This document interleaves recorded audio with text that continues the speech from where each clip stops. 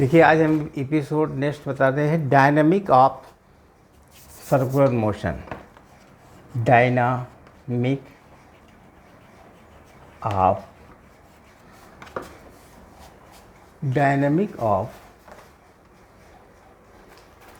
Circular motion.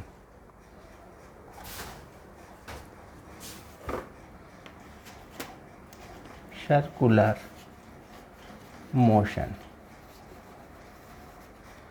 Dynamic of circular motion मतलब हम अगर कोई चीज़ को सर्कुलर मोशन करते हैं तो उसमें क्या कंडीशन होती है। मान लीजिए हमने किसी पिन पर एक इस तरीके से इसको हमने सर्किल में कोई मास को घुमाया, यहाँ पर मास रखा हुआ है, इसको हमने मूव किया, इस वेलोसिटी से इधर गया, दौड़ाया बी वेलोसिटी से, उसके बाद डायरेक्शन चेंज किया, इधर साइड में बी वेलोसिटी, इधर से बी वेलोसिटी से सर्कुलेट किया, इधर हमने वी वेलोसिटी से सर्कुलेट किया, तो क्या होगा, इसके केंद्र की ओर एक फोर्स लगेगा। उस फोर्स को क्या कहते हैं? Centripetal force. नीचे की ओर एक फोर्स लगेगा। जब इसकी वेलोसिटी चेंज करेंगे तो अंदर की तरफ एक फोर्स लगेगा, ये लगेगा, मतलब इसको कहते हैं यहाँ पर एक्सेलरेशन होगा, इधर साइड में एक्सेलरेशन होगा, यहाँ से भी एक्सेलरेशन होगा, और यहाँ से भी एक्सेलरेशन होगा, और यहाँ से भी एक्सेलरेशन होगा। अंदर तरफ एक फोर्स लगेगा जिसको कहते हैं, जब ये कब हो लगता है? जब वेलोसिटी चेंज करते हैं। क्या करते हैं? जब हम वेलोसिटी को चेंज करते हैं, चेंज ऑफ वेलोसिटी, ठीक है, जब हम वेलोसिटी को चेंज करते हैं। वैसे नहीं लगता है, जब हम इसको वेलोसिटी को चेंज करते हैं, मतलब वेलोसिटी चेंज करते हैं। क्या वेलोसिटी दो प्रकार से चेंज होती है? वेलोसिटी चेंज,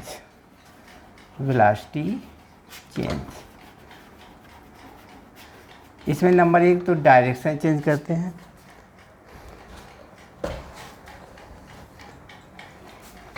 नंबर एक डायरेक्शन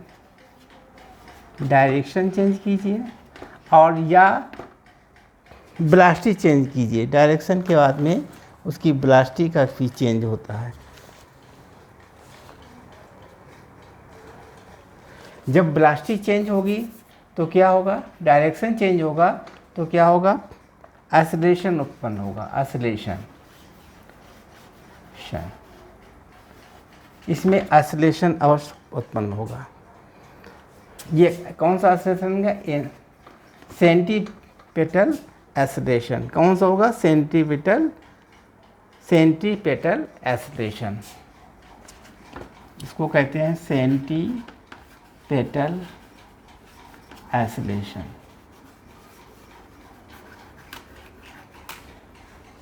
सेंट्रीपिटल एक्सेलरेशन लगेगा।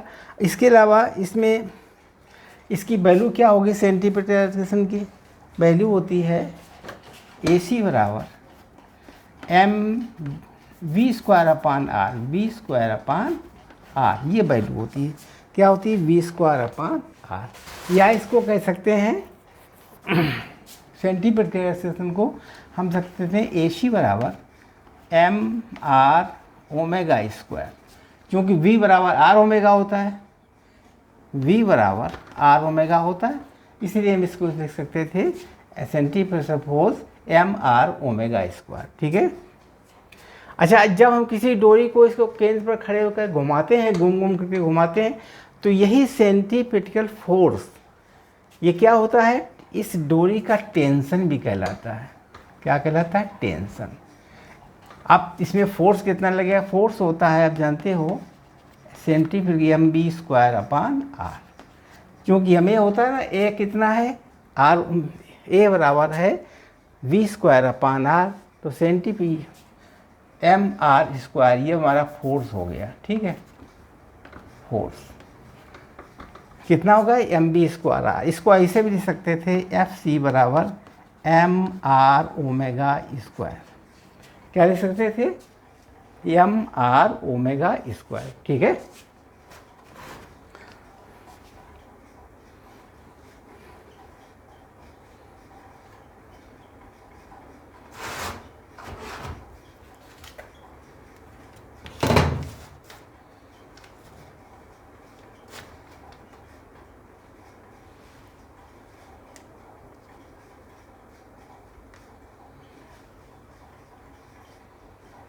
बिगाड़ दें इसको।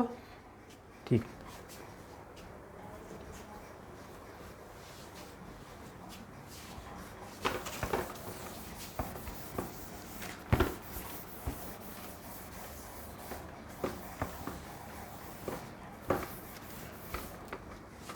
देखिए एक एक्सरसाइज हम लगा रहे हैं, क्वेश्चन को सॉल्व कर रहे हैं। आप देखिए एक्सरसाइज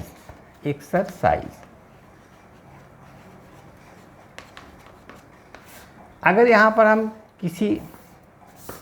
कोई छड़ ले लीजिए, कोई राड, इस राड ले लीजिए यहाँ पर राड, ठीक है, और इस राड के दूरी पर यहाँ से एक पिंड बांध दिया हमने यहाँ, और दूसरा पिंड यहाँ पर लगा दिया, और तीसरा पिंड हमने यहाँ पर बांध दिया। ठीक, इसका वेट कितना है 1 किलोग्राम, इसका 2 किलोग्राम, इसका कितना 3 किलोग्राम। ठीक, और ये हमें घुमाते हैं इसको ओमेगा से। ओमेगा इसका कितना है 2 रेडियन पर सेकेंड, 2 रेडियन पर सेकेंड। ठीक है, इसको घुमा रहे हैं इतने वेट से, और यहाँ से यहाँ तक का डिस्टेंस इसका कितना है 1 मीटर है, यहाँ से यहाँ तक का डिस्टेंस 2 मीटर है, और यहाँ से यहाँ तक का डिस्टेंस 3 मीटर है। अब इसमें हम यहाँ इस पर तनाव कितना लगता है, T लग रहा है।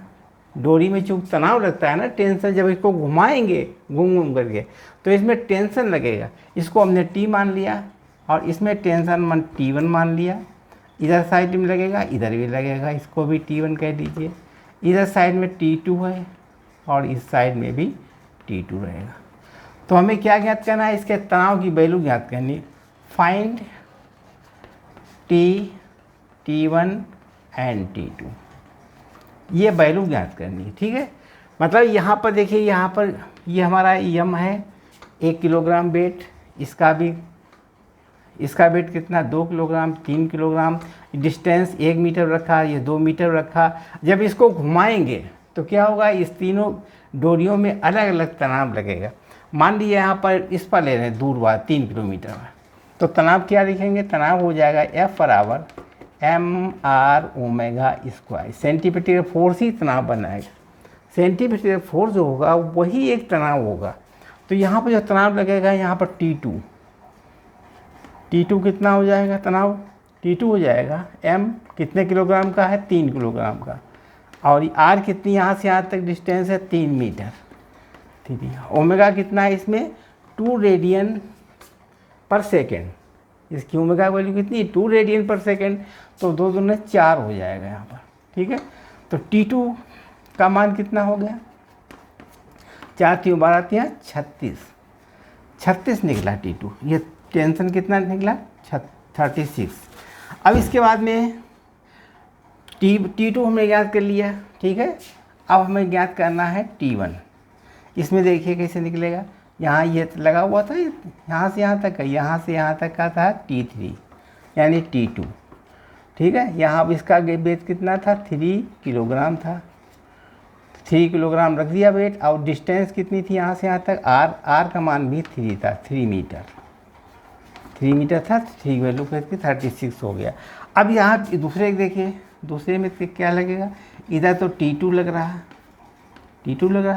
इधर लगेगा T1।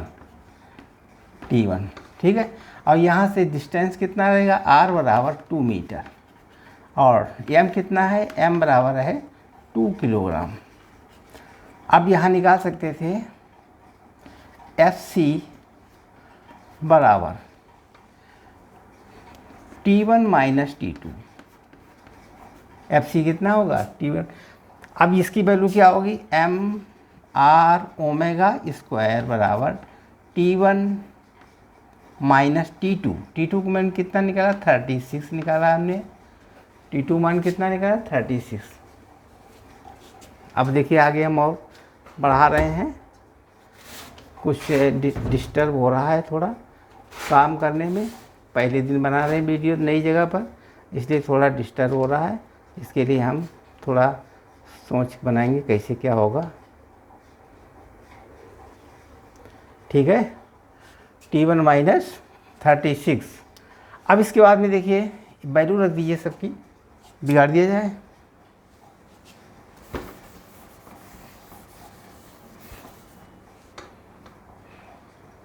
एम कितना है, एम है यहाँ पर ये सेकंड वाला है 2 किलोग्राम, आर कितनी है 2, ओमेगा कितनी है 2 स्क्वायर है, बराबर कितना T1 माइनस 36। ठीक है, अब कितना होगा 2 दूना 4, 4 चक्कू 16 माइनस T1 बराबर है T1 माइनस 36। तो T1 का मान कितना हो गया 36 प्लस 16, तो T1 मान आ गया है 52। T1 कितना निकला 52। अब इसके बाद में दूसरा मान कैसे ज्ञात करेंगे,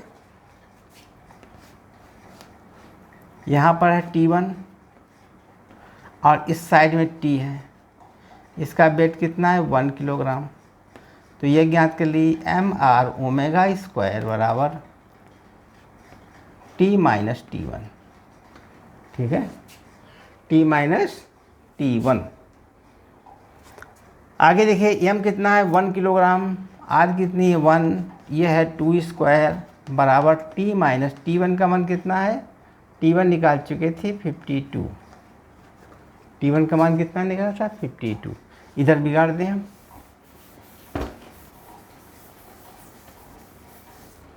आगे देखिए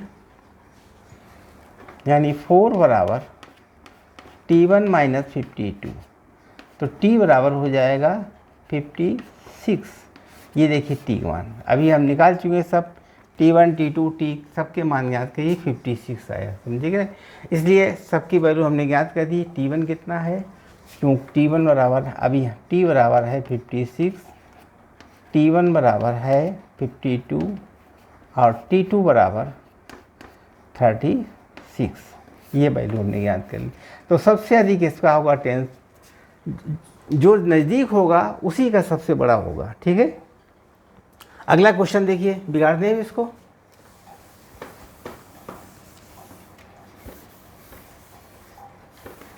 अगला है कोनिकल।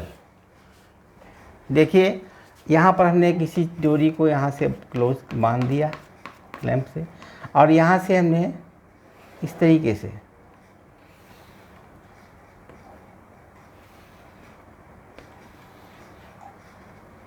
यहाँ डोरी बांध दिया। यहाँ कितना एंगल है थीटा, ये थीटा एंगल पर इसकी लंबाई कितनी है एल है, और यहाँ इसमें टेंशन लगेगा टी। यहाँ पर मास एम लटका दिया, इसका मास कितना है एम। किसी पिंड को डोरी में बांध करके एम मास लटका दिया है, तो इसमें कितना वेट कितना होगा नीचे की तरफ एम जी लगेगा। अब देखिए टी है यहाँ से यहाँ तक का, इसको आर मान लीजिए रेडियस। ठीक है, हमारे क्वेश्चन में 3 चीज़ें दी हैं, एक तो थीटा दिया हुआ है, एल दिया हुआ है और टी दिया हुआ है, इसके बाद एम दिया हुआ है, बाकी आर नहीं दिया, ये नहीं दिया। अब देखिए इसके साथ में हम एम जी है, ये थीटा एंगल है, तो इसको अगर हम आगे बढ़ा दें ये, तो ये टी इधर साइड में लगेगा, ये थीटा हो जाएगा, यहाँ लगेगा टी कॉस थीटा, ऊपर साइड में क्या लगेगा टी कॉस थीटा, और इधर क्या लगेगा T sine theta, T sine theta. हमें एक क्वेश्चन ज्ञात करना है, क्यों टी बराबर होता है 2 pi under root L cos theta upon g. ठीक है, और एक मान और निकालना है, टी बराबर 2 पाई अंडर रूट एल अपान जी, ये भी आपने सुना होगा। इन सूत्रों को हमें ज्ञात करना है। इसके लिए क्या करेंगे, यहाँ से हम डोरी बांधेंगे क्लैम करके, और थोड़ा दूर हटा करके को घुमाएंगे। घुमाने से वेट यम जो है वो नीचे की तरफ लगेगा एम जी, ऊपर तरफ क्या लगेगा, क्योंकि ये थीटा एंगल पर घूम रहा है ना, ये थीटा एंगल है, तो ये भी थीटा हो जाएगा, तो इस साइड में हो जाएगा टी कॉस थीटा, और इधर क्या हो जाएगा टी साइन थीटा। अब वैल्यू देंगे, देखिए समीकरण बन गया टी कॉस थीटा, या टी साइन थीटा दीजिए पहले, टी साइन थीटा बराबर, टी साइन थीटा बराबर किसके होगा M B square upon R, यानी आर ओमेगा स्क्वायर। ठीक है, टी साइन थीटा ये आपके ये सेंटीमीटर फोर्स लगेगा, सेंटीमीटर तो क्या है ये एम आर ओमेगा स्क्वायर, ये टी साइन थीटा है। अब ऊपर टी कॉस थीटा क्या रहेगा, टी कॉस थीटा बराबर, ये क्वेश्चन नंबर 1 हो गई। टी कॉस थीटा बराबर रहेगा एम जी। अब डिवाइड कर दीजिए क्वेश्चन नंबर 1 और 2 को डिवाइड कर दीजिए, डिवाइड करने में क्या होगा, sine theta upon cos theta बराबर एम आर ओमेगा स्क्वायर बटे M G. M M cancel, तो साइन थीटा बटे कॉस थीटा बराबर R omega square upon G. ये मान आ गया। ठीक, अब तुम्हें इसमें आर का मान रखना है। क्या रखना है, आर का मान। बिगाड़ दें,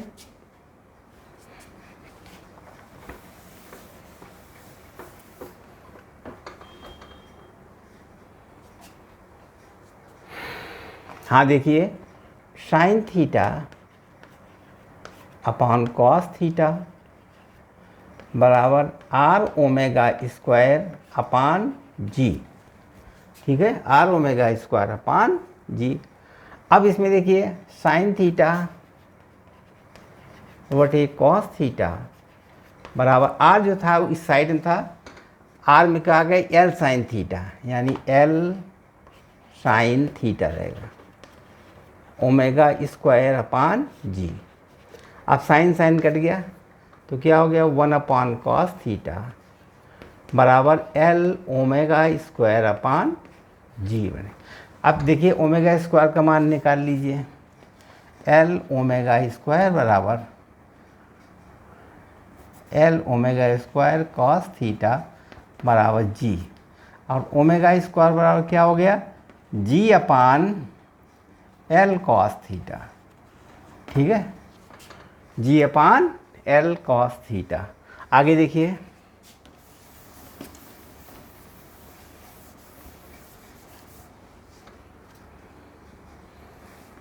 ओमेगा बराबर अंडर रूट जी अपॉन एल कॉस थीटा। अब चूँकि ओमेगा बराबर होता है 2 पाई अपान टी बराबर हो गया अंडर रूट जी बटे एल कॉस थीटा। अब टी बराबर हो जाएगा 2 pi under root L cos theta upon g. ठीक है, अब अगर थीटा बराबर ये 0 कर दें तब क्या हो जाएगा, टी बराबर 2 पाई अंडर रूट एल पर जी। क्यों, कास 0 का मान होता है 1। तो ये देखिए फार्मूला हमने यह भी ज्ञात कर दिया। ठीक है, और ये भी ज्ञात कर दिया हमने। किसमें ज्ञात कर दिया, एक डोरी से कोनिकल पेंडुलम, क्या चीज़ है, कोनिकल पेंडुलम तरीके से हमने इसकी वैल्यू ज्ञात करा दी। ठीक है, अब हम अगला वीडियो कल बताएंगे, तब तक के लिए आप देखते रहिए और तैयार करिए क्वेश्चन को, और चैनल को सब्सक्राइब करना ना भूलिए। धन्यवाद।